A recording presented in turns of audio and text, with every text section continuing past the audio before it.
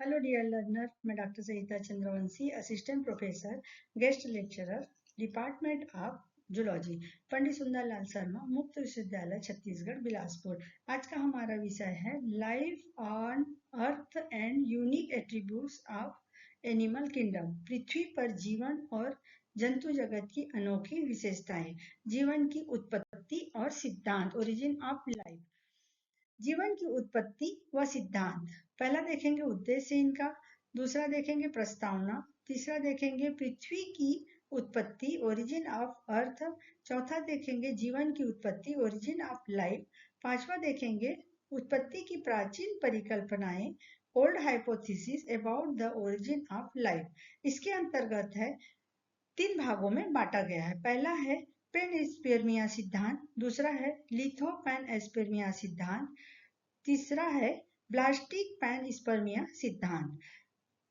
3 भागों में बांटा गया है। इसके अलावा है छठवां है कॉस्मोजोइक सिद्धांत, सातवां है कैटास्ट्रोफिज्म सिद्धांत, आठवां है स्वतः जनन सिद्धांत, नौवां है जीवन जननवाद सिद्धांत या थ्योरी ऑफ बायोजेनेसिस। अब देखते हैं इस अध्याय के उद्देश्य। इस अध्याय को पढ़ने के पश्चात आप निम्नलिखित प्रश्नों के उत्तर जान सकेंगे। पहला है जीवन की उत्पत्ति की अवधारणाएं, समय समय पर कौन सी परिकल्पनाएं प्रस्तुत की गई और उसका वैज्ञानिक आधार क्या था। दूसरा है पृथ्वी की उत्पत्ति, ब्रह्मांड और सोलर सिस्टम का निर्माण कैसे हुआ और पृथ्वी पर जीवन की परिस्थितियां कब बनी। तीसरा है उद विकास के कारक, जीव विकास की प्रक्रिया को कौन से कारक निरंतर गति देते हैं और यह कैसे कार्य करते हैं। चौथा है प्राचीन व आधुनिक सिद्धांत, धार्मिक, दार्शनिक और वैज्ञानिक दृष्टिकोण से जीवन की उत्पत्ति की व्याख्या। जीवन की उत्पत्ति और सिद्धांत, पृथ्वी पर जीवन कैसे और कब शुरू हुआ, यह प्रश्न सदियों से वैज्ञानिकों, दार्शनिकों और धर्मशास्त्रियों को उत्सुक करता आया है। इस प्रस्तुति में हम उन सभी प्रमुख सिद्धांतों को, परिकल्पनाओं का अध्ययन करेंगे जो जीवन की उत्पत्ति की व्याख्या करते हैं।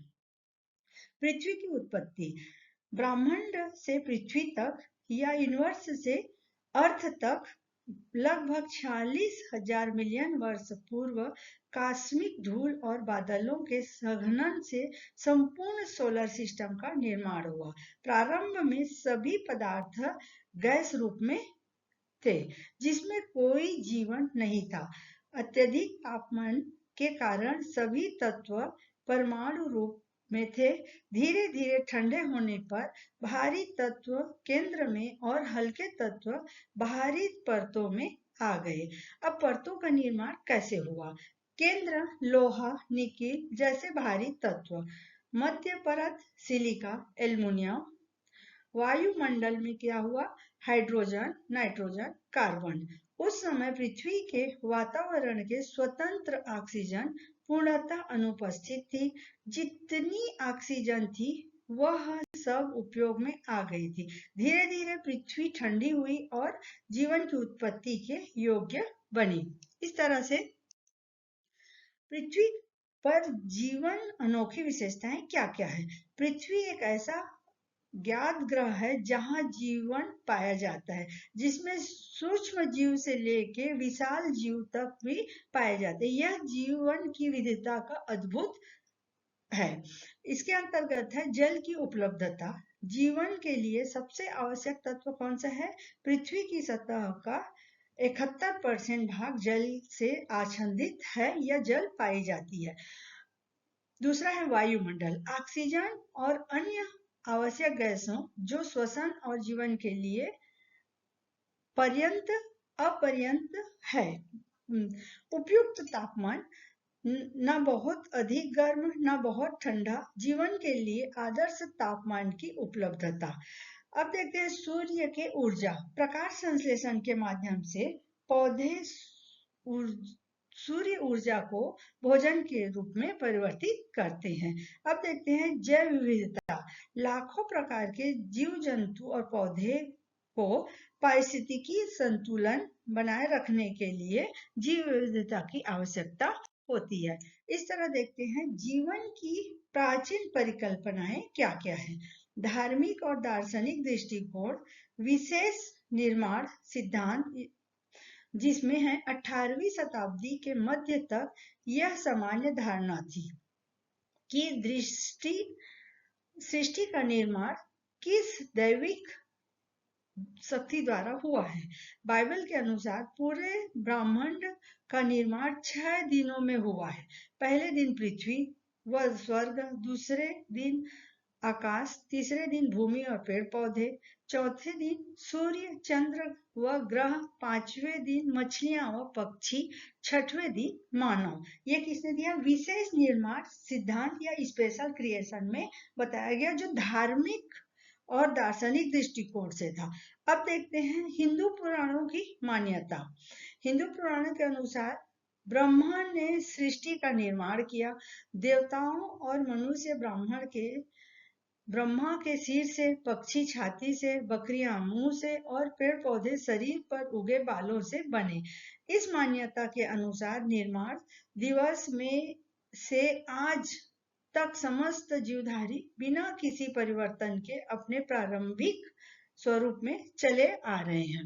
अब देखते हैं धार्मिक परिकल्पनाओं का आधार श्रद्धा और ग्रंथ है, न कि प्रयोगात्मक वैज्ञानिक प्रमाण है।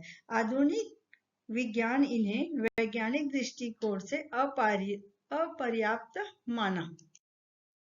अब देखते हैं जीवन की उत्पत्ति कैसे हुई। अभी तक हम लोग देख रहे थे कि पृथ्वी की उत्पत्ति कैसे हुई। अब देखते हैं जीवन की उत्पत्ति, ओरिजिन ऑफ लाइफ। जीवन की उत्पत्ति से आशा है कि पृथ्वी पर सबसे पहले जीवित प्राणी कैसे उत्पन्न हुए। यह जीव विज्ञान का एक महत्वपूर्ण विषय है, जिसमें विभिन्न वैज्ञानिक सिद्धांत प्रस्तुत किए गए हैं। जीव विकास के सिद्धांत के अनुसार अमीबा सदृश किसी सरलतम संरचना वाले एक कोषी जीव से है।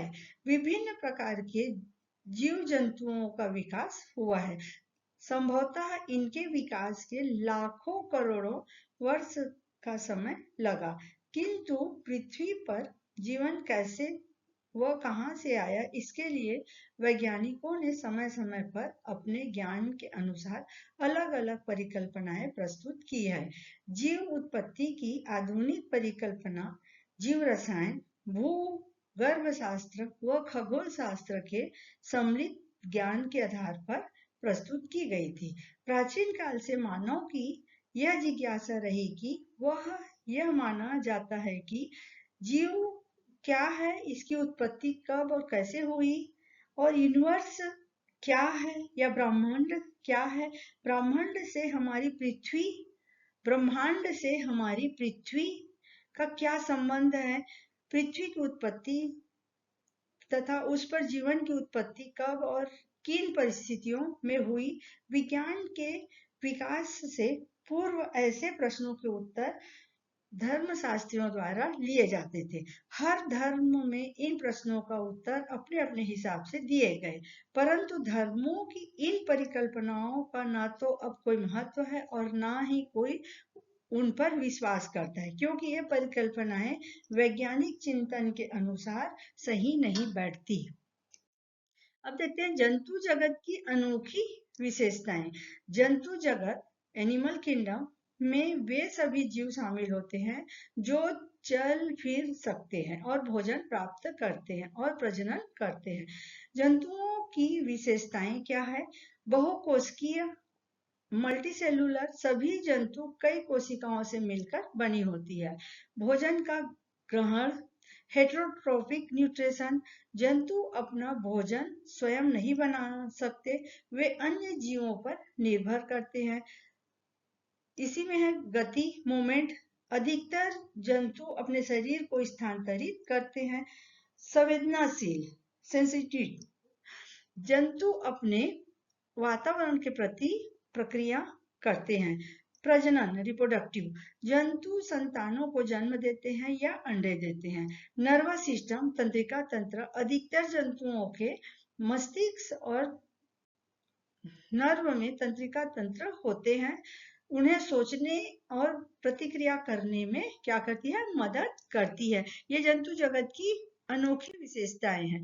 अब देखते हैं प्राचीन उत्पत्ति की प्राचीन परिकल्पनाएं कौन कौन सी है? Old hypothesis about the origin of life, धार्मिक अवधारणाएं, विशेष निर्माण, स्पेशल क्रिएशन एंड 18वीं शताब्दी के मध्य तक आम धारणा यह थी कि सृष्टि का निर्माण किस देवी शक्ति से के द्वारा हुआ है। ईसाइयों के ग्रंथ बाइबिल के अनुसार पूरे ब्रह्मांड का निर्माण 6 दिन में हुआ। प्रथम दिन पृथ्वी स्वर्ग का निर्माण हुआ, दूसरे दिन आकाश का, तीसरे दिन उनके पृथ्वी और पेड़ पौधे बनाए और चौथे दिन सूर्य, चंद्रमा और अन्य ग्रह, पांचवें दिन मछलियां एवं पक्षियों का निर्माण। प्रारंभ में केवल पुरुष बना, बाद में उसकी 12वीं पसली से स्त्री का निर्माण हुआ। हिंदुओं के पुराणों के अनुसार ब्रह्मा ने सृष्टि का निर्माण किया। देवता, मनुष्य एवं राक्षस ब्रह्मा के सिर से, पक्षी छाती से, बकरियों के मुंह से तथा पेड़ पौधे शरीर पर उगे बालों से बने। निर्माण दिवस से आज तक पृथ्वी के समस्त जीवधारी बिना किसी परिवर्तन के अपने प्रारंभिक स्वरूप में चले आ रहे हैं। ये क्या है? उत्पत्ति की प्राचीन अवधारणा थी। अब देखते हैं पैनस्पर्मिया सिद्धांत और उसके प्रकार। अंतरिक्ष से जीवों का आगमन। पैनस्पर्मिया ग्रीक शब्द पैन सभी और स्पर्मा मतलब बीज से बना है। पैनस्पर्मिया 2 शब्दों से मिलकर बना है। पैन मतलब सभी और स्पर्मा मतलब बीज से बना है। यह सिद्धांत कहता है कि जीवन या उसके घटक उल्का पिंड, धूमकेतुओं या अंतरिक्ष धूल के जरिए पृथ्वी पर पहुंचते हैं। इसके प्रकार कौन कौन से हैं?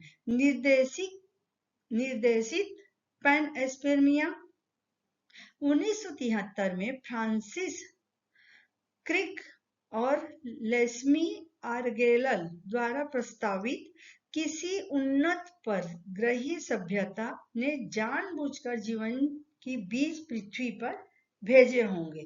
ये कौन से है? निर्देशित पैनस्पर्मिया के पहला प्रकार है। दूसरा देखते हैं लिथोपैनस्पर्मिया क्या है? जीवन के घटक चट्टानों या उल्काओं के जरिए एक ग्रह से दूसरे ग्रह तक पहुंचे। जब उल्का टकराती है तो चट्टान के टुकड़े अंतरिक्ष में क्या हो जाते हैं? बिखर जाते हैं। इसी तरह ब्लास्टिक पैनस्पर्मिया क्या है?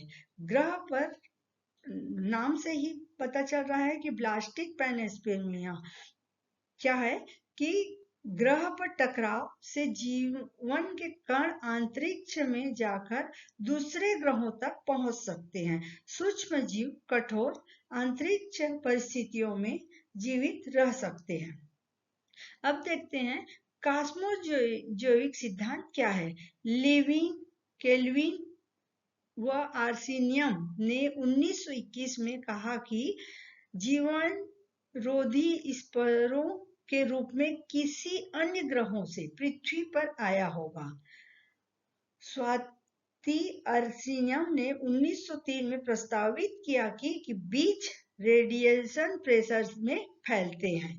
इस तरह से इसका सीमा था कि ये सिद्धांत यह नहीं बताते कि जीवन सबसे पहले कहाँ और कैसे उत्पन्न हुए, ना केवल उसके स्थानांतरण की व्याख्या की। ये किसने सिद्धांत ने किया? पैनस्पर्मिया सिद्धांत के अंतर्गत आता है। अब देखते हैं कैटास्ट्रोफिज्म सिद्धांत क्या है? कैटास्ट्रोफिज्म सिद्धांत विनाशकारी घटनाओं में क्या होती है? परिवर्तन होती है। सिद्धांत का सार है, इस भूवैज्ञानिक विचारधारा के अनुसार पृथ्वी के भौगोलिक परिवर्तन मुख्यतः अचानक और विनाशकारी घटनाओं जैसे भूकंप, ज्वालामुखी, बाढ़, उल्कापिंड का टकराव ये हुए हैं कि ना कि धीमी क्रमिक प्रक्रिया है। यह अधिक रूप में पाने वाली प्रक्रिया है जो कि क्विलर ने 19वीं, जॉर्जेस क्विलिनर ने 19 शताब्दी में फॉसिल रिकॉर्ड के आधार पर यह निष्कर्ष निकाला कि पृथ्वी पर कई महाविनाश हुए हैं जिसके कई प्रजातियां उभरी है। ये कौन सा है? कैटास्ट्रोफिज्म सिद्धांत के अंतर्गत। कैटास्ट्रोफिज्म के अलावा है यूनिफॉर्मेटेरिज्म के अंतर्गत है। कैटास्ट्रोफिज्म में है परिवर्तन तीव्र और अचानक, जैसे डायनासोर का विलुप्त होना। यूनिफॉर्मेटेरिज्म का है पृथ्वी की प्रक्रियाएं धीमी और निरंतर चलती रहती है। आधुनिक विज्ञान दोनों को संयुक्त रूप में देखा है। विशाल उल्कापिंड टकराव जैसे कैटास्ट्रोफिज्म का समर्थन करती है, किंतु अधिकांश भूवैज्ञानिक परिवर्तन क्रमिक है। यह बताते हैं कि कैटास्ट्रोफिज्म सिद्धांत भूवैज्ञानिक परिवर्तन के क्रमिक है। अब देखते हैं स्वतः जनन सिद्धांत और उसका खंडन। प्राचीन काल से 17वीं शताब्दी तक यह माना जाता था कि जीव निर्जीव पदार्थ से स्वयं उत्पन्न हो जाते हैं, जैसे सड़े मांस से कीड़े, गंदगी से चूहे। अरस्तु जैसे दार्शनिकों ने भी इसका समर्थन किया। पहला है वान हेलमांड्स ने 1577 से 1664 तक दावा किया कि पसीने से भीगी कमीज और गेहूं के भूसे को 21 दिन तक रखने से चूहे उत्पन्न होते हैं। दूसरा दिया रेड्डी नामक वैज्ञानिक ने दिया कि 1678 में मछलियों को जारों में रखकर सिद्ध किया कि लार्वा स्वतः नहीं बनते, वे मक्खी के अंडों से आते हैं। तीसरा दिया लेजेरो स्पंजलाजी ने दिया कि उबले सोरेब को वायु रोध फ्लास्क में रखा, कोई जीव उत्पन्न नहीं हुआ। रेड्डी के कथन की पुष्टि हुई। फिर चौथा दिया लुईस पाश्चर ने 1822 से 1895 में दिया स्वान के नेक फ्लास्क प्रयोग से सिद्ध किया कि सूक्ष्म जीव हवा से आते हैं, स्वतः नहीं उत्पन्न होते। इस तरह से स्वतः जनन सिद्धांत अपूर्णतः अस्वीकार है। आधुनिक जीव विज्ञान के केवल बायोजेनेसिस को मान्यता देता है। इस तरह से देखिए डायग्राम से स्वतः इसका दिया हुआ है कि स्वतः जनन सिद्धांत कैसे हुआ। इसमें जो बताया गया कि मीट से हुआ, फिर उसको बंद किए तो क्या क्या हुआ, कपड़े से बंद किए। तो इस तरह से जीव जंतु अपने आप क्या हो जाती है, डेवलप करती है, ऐसा दिया गया। स्पॉन्जियस जेनरेशन का सिद्धांत अब पूरी तरह से अस्वीकार कर दिया गया और आधुनिक जीव विज्ञान में केवल जीव उत्पत्ति या बायोजेनेसिस को ही सही माना जाता है। अब देखते हैं थ्योरी ऑफ बायोजेनेसिस। रेड्डी का ऐतिहासिक प्रयोग। इटली के फ्रांसेस्को रेड्डी ने 1626 से 1698 तक उबली मछलियों को 3 जारों में रखी। पहला जार था खुला जार, मक्खियों के लार्वा उत्पन्न हुए। दूसरा था पार्चमेंट से बंद, कोई लार्वा नहीं। तीसरा था मलमल के बंद किए, केवल वे अंडे जो अंदर पहुंचे लार्वा बने। इस तरह पाश्चर का स्वान नेक प्रयोग। लुईस पाश्चर ने एस आकार की मुंडी गर्दन वाले फ्लास्क में शर्करा का घोल उबला, वायु तो अंदर जाती थी किंतु उसमें उपस्थित बैक्टीरिया नली में फंस जाती थी। परिणाम यह हुआ इसका कि घोल न सड़ा और न कोई जीव उत्पन्न हुआ। जब फ्लास्क की गर्दन तोड़ी गई तो कुछ ही समय में सूक्ष्म जीव भर गए। सिद्ध हुआ कि जीव रहित सोरेब में जीव की उत्पत्ति असंभव है। यह निष्कर्ष निकलता है कि नई मक्खियां पहले मक्खियों के अंडे से ही विकसित होती है। इस तरह से देखिए, इसमें जीव जननवाद या थ्योरी ऑफ बायोजेनेसिस का जो नेक वन था और स्टीम किए, फिर माइक्रो ऑर्गेनिज्म इन एटमॉस्फेयर में हुआ, इस तरह से ब्रेक किए नेक को उसमें क्या पैदा हुआ, बैक्टीरिया प्रेजेंट था और उसमें क्या किया, बफर भी जलाया गया। बफर जलाने के बाद क्या हुआ, नो बैक्टीरिया बना ही नहीं। इस तरह से ये क्या है, स्वजनन या जीव जनन के बायोजेनेसिस सिद्धांत के या थ्योरी पे आधारित है। अब देखते हैं, लेजोर के पश्चात फ्रांस के प्रसिद्ध वैज्ञानिक लुईस पाश्चर ने इन्हीं प्रयोगों को दोहराया और स्वतः जनन के बारे में रहस्य भ्रम को भी समाप्त कर दिया। उन्हें एक फ्लास्क को शर्करा के घोल व ईस्ट के पाउडर से आधा भरा और फ्लास्क के गर्दन को थोड़ा गर्म करके, जैसे हम लोग डायग्राम में दिखाई कि उसमें एस के आकार के मोड़ दिया। अब फ्लास्क में लिए घोल को भली भांति क्या किया, उबाला और फ्लास्क को ठंडा करके रख दिया गया। घोल को उबालने के पश्चात फ्लास्क को समस्त वायु एस नली में से बाहर निकाल दी गई। उसे देखा गया कि बहुत दिनों तक फ्लास्क में रखा घोल मुड़ी हुई नली के द्वारा वायु के सीधे संपर्क में होने पर भी ना तो सड़ा और ना ही उसमें किसी प्रकार की जीव उत्पन्न हुई। क्यों? इसका कारण यह है कि मुड़ी हुई नली द्वारा वायु तो फ्लास्क में प्रवेश कर जाती थी, परंतु वायु में उपस्थित बैक्टीरिया व अन्य सूक्ष्म जीव क्या होता है, नली में जाके फंस जाती थी। इसके विपरीत जब फ्लास्क की ग्रीवा को तोड़कर सीधा किया गया, उसमें तरल पदार्थ डाला गया, तो कुछ ही समय में बहुत से सूक्ष्म जीव उत्पन्न हो गए हैं। इस प्रकार लुईस पाश्चर ने यह सिद्ध कर दिया कि जीव रहित मांस के सोरे में किसी प्रकार की जीव की उत्पत्ति असंभव है। इससे भी लेजरों के इस कथन की पुष्टि होती है कि कोई भी जीव स्वतः बिना पहले जीव के उत्पन्न नहीं होती।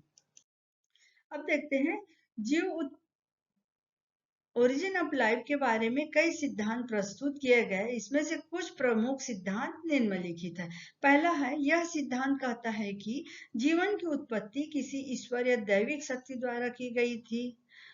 दूसरा ने बोला कि विभिन्न धर्मों में इसके अलग अलग तरीकों से बताया गया है, जैसे कि बाइबल में सृष्टि की कहानी व हिंदू धर्म में ब्रह्मा द्वारा सृष्टि की रचना। इसे क्या कहते हैं, एबियोजेनेसिस भी कहा जाता है। कभी कभी एग्जाम में भी पूछ सकता है कि एबियोजेनेसिस क्या है। इस सिद्धांत के अनुसार जीवन निर्जीव पदार्थ जैसे कीचड़, पानी आदि से स्वतः ही उत्पन्न हो जाता है। अब अरस्तु नामक वैज्ञानिक द्वारा दिया गया और अन्य प्राचीन वैज्ञानिकों ने इस विचार का समर्थन करते थे। लुईस पाश्चर ने प्रयोग करके सिद्ध किया कि जीवन केवल पूर्व विद्यमान जीवन से ही उत्पन्न होता है। इस सिद्धांत के अनुसार कोई भी जीव निर्जीव पदार्थ से स्वतः उत्पन्न नहीं हो सकता। नेक्स्ट दिया कि विद्युत ऊर्जा, ज्वालामुखी विस्फोट और परावैद्युतिक किरणों के प्रभाव से रासायनिक अभिक्रिया हुई, जिससे जीवन की मूलभूत घटना जैसे अमीनो एसिड बने। इस सिद्धांत के अनुसार जीवन पृथ्वी पर नहीं बल्कि ब्रह्मांड में कहीं और उत्पन्न हुआ और उल्काओं या धूमकेतुओं के माध्यम से पृथ्वी पर पहुंचा।